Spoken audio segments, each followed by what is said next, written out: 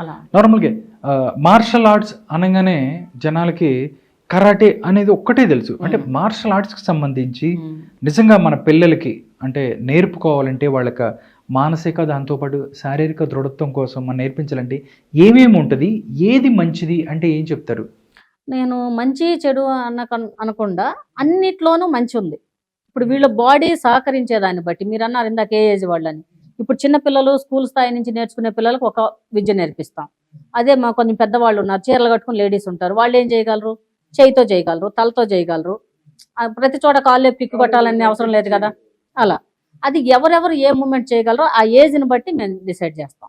దీనిలో చాలా ఆర్ట్స్ ఉన్నాయి. ఇప్పుడు ఒకప్పుడు అంటే ఎక్కడో కరాటే మాత్రమే, తైకొండో మాత్రమే, అలా కాదు. Karate, taekwondo, kung fu, kick boxing, judo, రకరకాల ఆటలు. ఇప్పుడు క్రౌమేగా అని వచ్చింది, అదైతే అసలు స్ట్రీట్ ఫైట్ లాగే. దానికి ఎక్కడ కొట్టాలి ఏంటి ఉండదు. కరాటేలో ఉన్న దీనిలో కొన్ని రూల్స్ ఉంటాయి, బెల్ట్ పైన కొట్టాలి, అట్లా అట్లా కొన్ని ఆర్ట్స్లో అసలు స్ట్రీట్ ఫైట్ లాగే ఎక్కడ పడితే అక్కడ కొట్టేలాగా. అట్లా తప్పించుకోవడానికి అవకాశం ఉంది సెల్ఫ్ డిఫెన్స్ కోసం. మనం ఏంటి, ఇప్పుడు నేను ఒక సిలబస్ తయారు చేసుకున్నాను ఆల్రెడీ. మనం అంతకుముందు గతంలో పోలీస్ డిపార్ట్మెంట్కి ఇచ్చే సిలబస్ని ఇప్పుడు స్కూల్కి, ఐటీ కంపెనీస్కి, మహిళల కోసం, వీళ్ళ కోసం నేను టీవీ ద్వారా, పేపర్ ద్వారా వీలైతే వెళ్ళి ఎంత చేయాలంత. ఇది ఒక యజ్ఞం లాగా.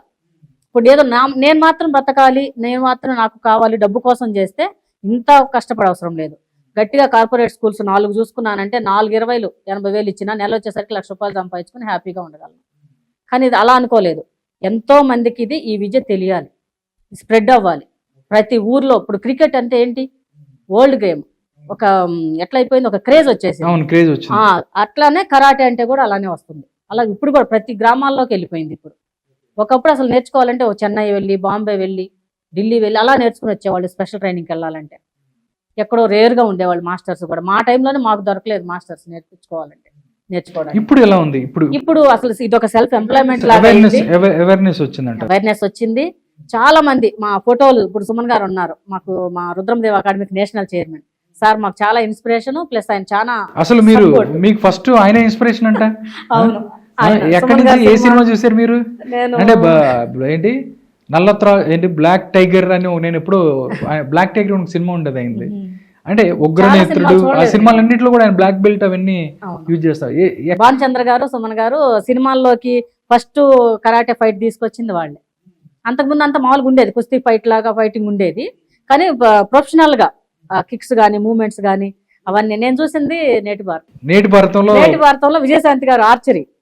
ధైర్యం ఆవిడ కూడా, ఆమెకి ధైర్యం నింపుతారు. ఈయన ఒక సూసైడ్ చేసుకోవడానికి వెళ్ళిపోయిన మహిళకి ఈయన అండగా ఉండి చేస్తారనమాట. నాకు అది ఇన్స్పిరేషన్ గా అనిపించింది. నేటి భారతం. సుమన్ గారు, మీ నేటి భారతం సినిమా ఒక మనిషి లైఫ్ ని చేంజ్ చేసింది ఏంటి, ఎంతో మంది ఆడపిల్లలకి ధైర్యం నింపడానికి చేసింది నిజంగా ఆ సినిమా. ఎందుకంటే ఆ సినిమా తీసిన వాళ్ళకి, నటించిన వాళ్ళకి హ్యాట్స్ ఆఫ్ చెప్పాలి. ఓకే, అంటే దాంతో పాటుగా మేడం, దీనికి సంబంధించి ఏదైతే మార్షల్ ఆర్ట్స్ అనగానే రకరకాలు ఉన్నాయి, అన్నీ నేర్పుకోవాలి అని చెప్తున్నారు, కరెక్టే. అంటే ఇప్పుడున్న పరిస్థితుల్లో ఓన్లీ చదువు అని, లేకపోతే మనం చూస్తే ఆటలు కూడా లేని పరిస్థితి. మొన్న ఎవరో మా అబ్బాయి అంటున్నాడు, మొత్తం కలిపి వారంలో ఒక పీటీ పీరియడ్ కూడా ఉండదు, ఒలింపిక్స్లో గోల్డ్ మెడల్ కావాలంటే ఎక్కడి నుంచి వస్తాయని అడుగుతున్న పరిస్థితి. నిజంగా అంటే ఓన్లీ చదువు మాత్రమే కాదు, వాళ్ళకి సెల్ఫ్ డిఫెన్స్ అవ్వచ్చు, స్పోర్ట్స్ అన్నిటి మీద కూడా, మిగతా యాక్టివిటీస్ మీద కూడా దృష్టి కేంద్రీకరించాలంటారా? కంపల్సరీ కేంద్రీకరించడంతో పాటు కొన్ని మార్క్స్ పెట్టాలి. ఇప్పుడు మనం ఏం పెడుతున్నాం, సబ్జెక్ట్స్ ఉన్నాయి, తెలుగు, హిందీ, ఇంగ్లీష్, వీటన్నిటికీ మార్క్స్ ఉన్నాయి, మినిమం పాస్ మార్క్ ఉంది. ఈ గేమ్స్ కూడా అలాగే పెట్టాలి. ప్రతి స్కూల్లో ప్రతి సబ్జెక్ట్కి మార్షల్ ఆర్ట్స్ ఉంది, మార్షల్ ఆర్ట్స్లో నువ్వు కంపల్సరీ 50 మార్క్స్ రావాలంటే వాడు కష్టపడతాడు. అప్పుడు ఫస్ట్ స్టార్టింగ్లో వాళ్ళకి ఇష్టం లేకపోవచ్చు, మాకెందుకు ఇది అనొచ్చు, కానీ బలవంతంగానైనా సరే నేర్పించాలి.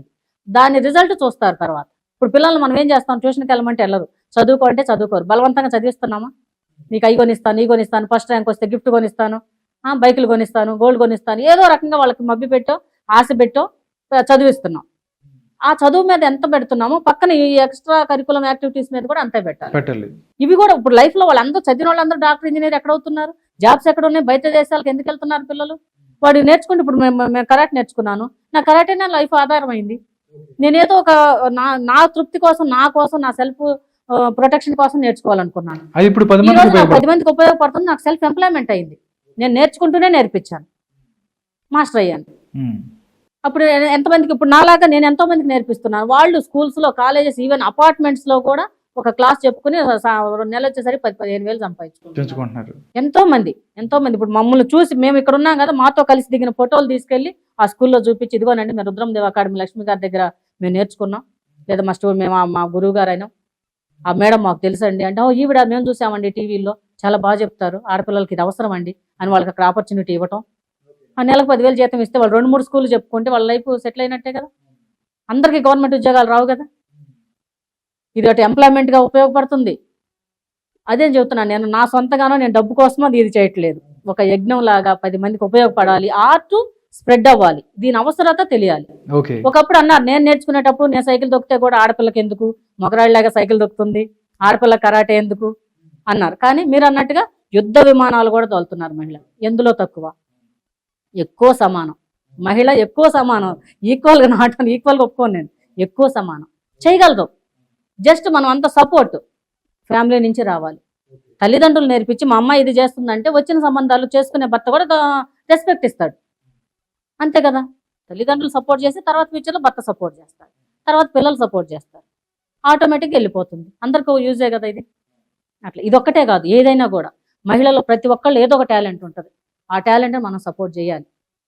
బయట దేశాలతో పోల్చుకుంటే మన దేశం వెనకబడి ఉంది ఈ విషయంలో, సెల్ఫ్ డిఫెన్స్కి సంబంధించి ఏదైతే ఉందో. అందుకనే మనం ఆడపిల్లల మీద ఇన్ని చూస్తున్నాము. అంటే ఇక్కడైనా ఎక్కడి నుంచైనా కానీ తల్లిదండ్రులు అవ్వచ్చు, లేకపోతే మిగతా వాళ్ళు ఎవరైనా కానీ, మనం పేపర్లో చూసి అరే ఢిల్లీ రేప్ కేసు ఇలా జరిగింది, ఎక్కడో ఇక్కడ హైదరాబాద్లో డాక్టర్ గారిని చంపేశారు ఇలాగా అని చాలా మాట్లాడుకుంటాం. కానీ సెల్ఫ్ డిఫెన్స్ పిల్లలకి నేర్పిస్తే, ఆడపిల్లలకి, వాళ్ళు దానికి సంబంధించి అది వాళ్ళని రక్షిస్తుంది. మేబీ ఎంత కాకపోయినా కానీ ఎంతో కొంత వాళ్ళకి రక్షణ కల్పించే అవకాశం ఉంటుంది అని చెప్పి కూడా గుర్తుపెట్టుకోవాలి.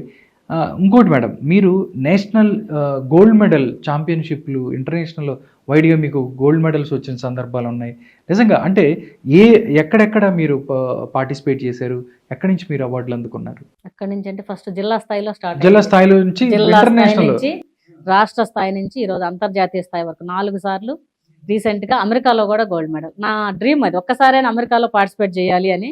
అది కూడా మధ్యలో చిన్నప్పుడు ఏం లేదు, తర్వాత రాను అనిపించింది, అగ్రదేశం కదా అమెరికా అంటే, ఒక్కసారైనా వెళ్ళాలి. కానీ నాకు అక్కడ సిస్టమ్ నచ్చింది, అక్కడ పార్టిసిపేట్ చేశాను. ఆ డిసిప్లిన్ కానీ తెలిసిపోతుంది మనకు అక్కడికి వెళ్ళిన తర్వాత. ప్రతి మూమెంట్లో నాకు హార్న్ అనేది వినిపించలేదు 2 months ఉంటే.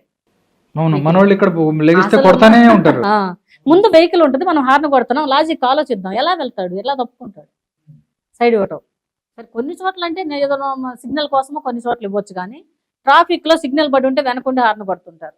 వాళ్ళు ఏమంటారు చూసి ఒకసారి ఇంకేమనం, చూస్తేనే అర్థమైపోద్ది. అట్లా అనమాట. అట్లా కొన్ని సిస్టమ్ నచ్చింది. పిల్లలకి గేమ్స్లో వాళ్ళకి సపోర్ట్ చేయటం ఒకటి నచ్చింది నాకు. పిల్లలకి సెల్ఫ్గా వాళ్ళు తినడం వాళ్ళకి నేర్పిస్తారు. చిన్న పిల్లలు మంత్స్ బేబీ నుంచి 1 year కూడా రానవసరంలా. 1 year లోపు వాడికి ఏం తినాలి, పాలు తాగాలంటే కూడా చేతికిచ్చి ఎలా తాగాలో బ్రతకడం నేర్పిస్తారు అక్కడ. బ్రతకడం మనం అలా కాదు, మనం సోమరిపోతులు చేస్తాం, తినిపిస్తాం. ఇంటర్ చదివే పిల్లలు కూడా హడావుడిగా తినిపించి పంపిస్తాం. రేపు వాళ్ళు ఎలా వండుకుంటారు, ఎలా తింటారు చెప్పండి. తినిపిస్తేనేమో ఇంత అన్నం తింటారు, వాళ్ళని తినమంటే ఇంతే తింటారు. అది మనం ప్రతి ఇంట్లోనూ జరుగుతున్న విషయం, కానీ మార్పు రాదు. మనమే చెడగొడుతున్నామేమో ఎక్కువ ప్రేమించి పిల్లల్ని అనిపిస్తుంది.